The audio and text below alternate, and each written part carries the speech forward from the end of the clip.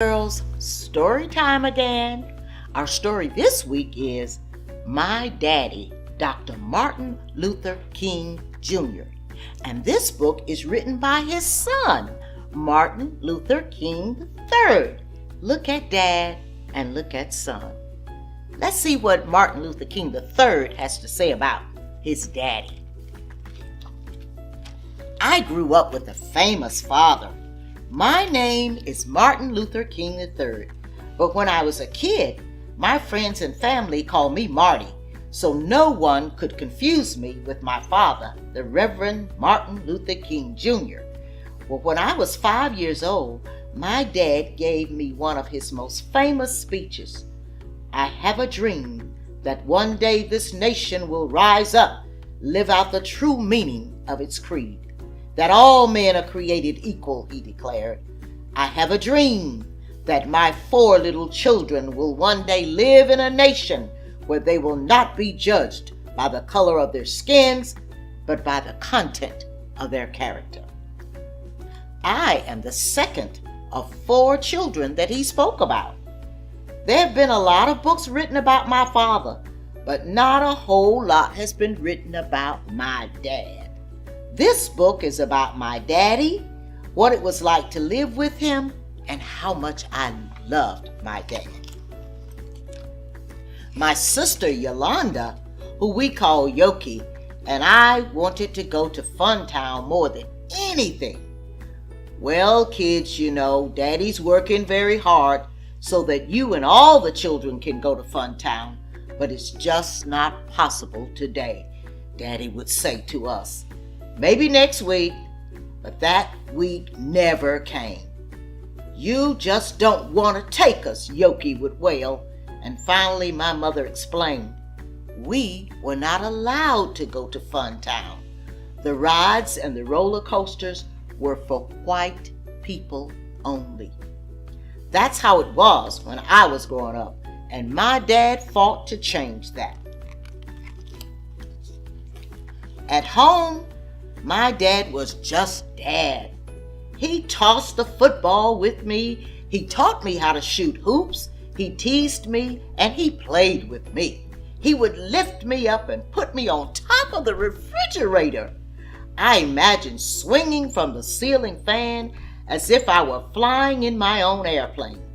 Then I would let Daddy catch me as I'd fall into his arms. That looks like a lot of fun.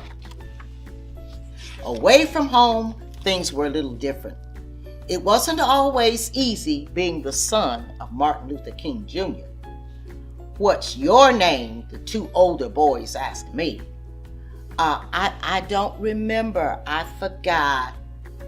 I knew it was wrong for me to lie.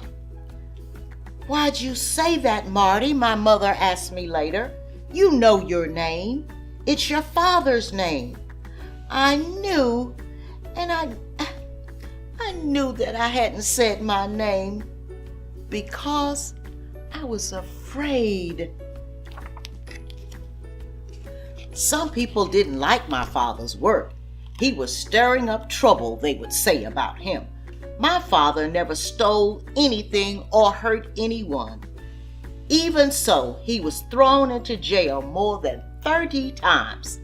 He had the courage to stand up and say, "This law is unfair," and sometimes he was arrested for saying that.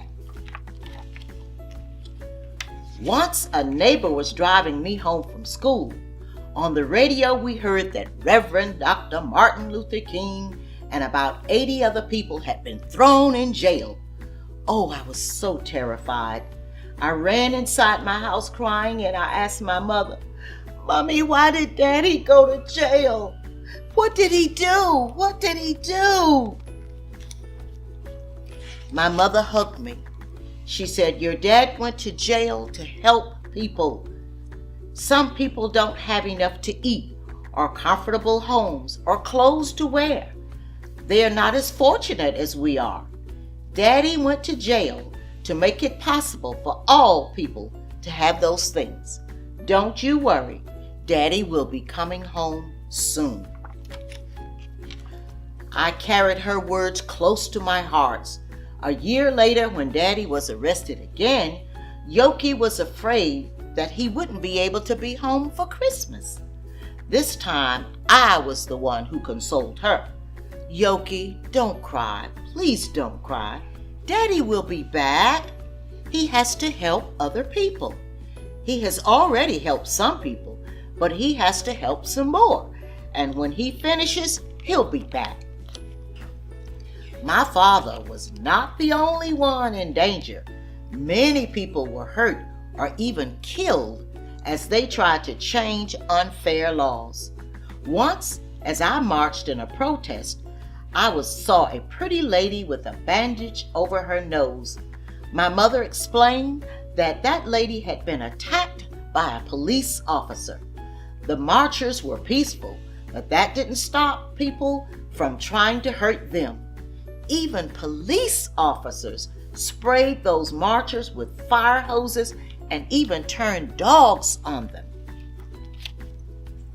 Later, a police officer came up to us with a huge dog that growled at me. Oh, I was so terrified.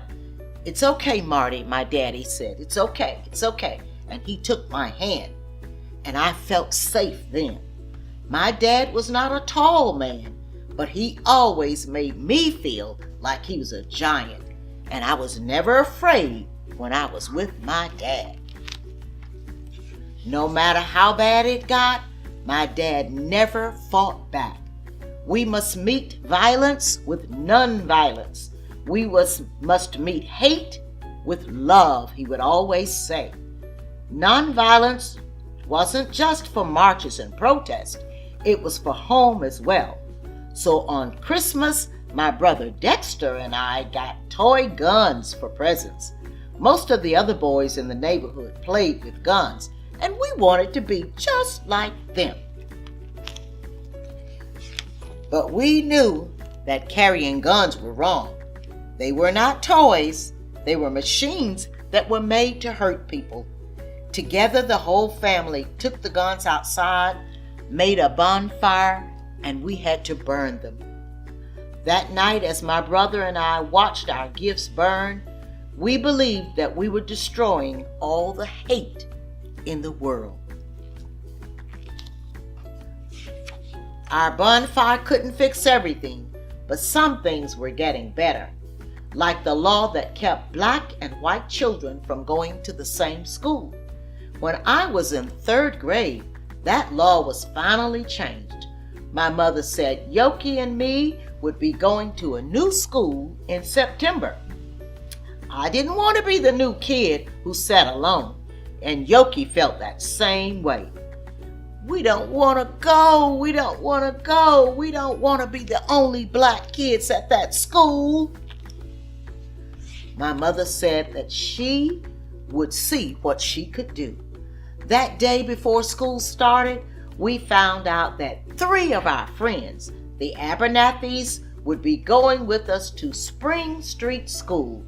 Oh, I was so glad to have my friends and my sister with me, because when we got to the school, there were flash bulbs going off all around us and TV cameras everywhere, and reporters wanted to talk to us, and we just kept going into the school like everybody else. We were each in different classrooms. It was strange to be the only black kid in my class. I felt like everybody was staring at me. One kid even made a nasty comment. "Wouldn't you rather go to school with your own kind?" he would say. "Why don't you go to your own school?" We're all the same kind. We're all kids, and Spring Street is my school. My father fought for us to be just kids attending the same school, and that's what he meant when he said he dreamed of his children being judged by the content of their character and not the color of their skin. One school at a time, one child at a time, one heart at a time. I was so young when my dad died, but I'm blessed to have the memory and a warm, playful man. I'm reminded of him everywhere I go. There are streets and churches named after him in almost every state in the United States. We must continue to change minds as my father did.